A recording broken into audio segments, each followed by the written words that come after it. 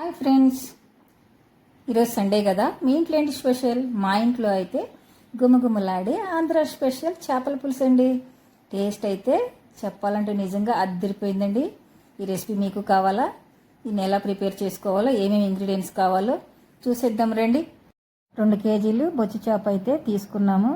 ఆ ముక్కలను అయితే శుభ్రంగా రుద్ది క్లీన్ చేసుకోవాలి. ఇప్పుడు ఒక గిన్నెలో వేసుకొని ఉప్పు వేసుకొని ఆ ముక్కలకు ఉప్పు అంతా పట్టేటట్టుగా మంచిగా కలుపుకొని ఆ ముక్కలను అయితే క్లీన్ చేసుకోవాలి. క్లీన్ చేసుకున్న తర్వాత కొంచెం పసుపు, 1 కప్పు పెరుగు వేసుకొని ఆ ముక్కలకి బాగా పట్టించి 10 నిమిషాలు పక్కన పెట్టుకోవాలి. పెరుగు పట్టేయటం వల్ల ముక్కల్లో నీచు వాసన అనేది పోతుంది. 10 నిమిషాల తర్వాత ఆ ముక్కలను అయితే క్లీన్ చేసుకొని పక్కన పెట్టుకోవాలి. ఆ ముక్కలకు సరిపడా 100 గ్రాముల చింతపండు అయితే తీసి నానబెట్టి పులుసు అయితే తీసి పక్కన పెట్టుకోవాలి. ఇప్పుడు ఆ చేప ముక్కల్లోకి 3 ఆనియన్స్, 5 పచ్చిమిర్చి, ఉల్లిబందు, కొత్తిమీర అయితే చాప్ చేసుకొని పక్కన పెట్టుకోవాలి. ఇప్పుడు చేప ముక్కల్లోకి టేస్ట్కి సరిపడా రాళ్ళు ఉప్పు, ఒక 4 స్పూన్లు కారము వేసుకోవాలి. ఒక 1/2 స్పూను పసుపు అయితే వేసుకోవాలి. ముందు చాప్ చేసి పెట్టుకున్న పచ్చిమిర్చి, ఉల్లిపాయ అయితే ముక్కలైతే అందులో చేప ముక్కల్లో వేసేసుకోవాలి.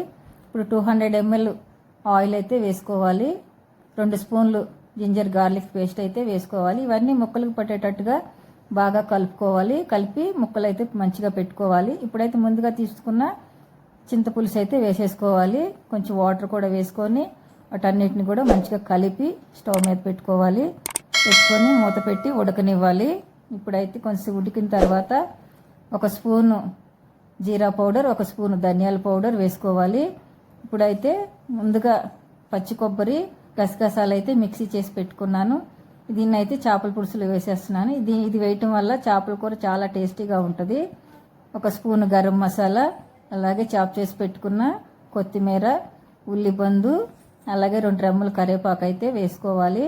ఇది కొంచెం ఉడికిన తర్వాత లాస్ట్లో అయితే కొంచెం లవంగాల పౌడర్ అయితే వేసుకోవాలి. ఇది వేయటం వల్ల చేపల కూర మంచి ఫ్లేవర్గా, టేస్ట్గా చాలా బాగుంటుంది. అంతేనండి, గుమ్మగుమ్మలాడే చేపల పులుసు అయితే రెడీ అయిపోయింది. ఈ రెసిపీ మీకు నచ్చితే ట్రై చేయండి. నా వీడియోని లైక్ చేయండి. నా ఛానల్ సబ్స్క్రైబ్ చేసుకోండి.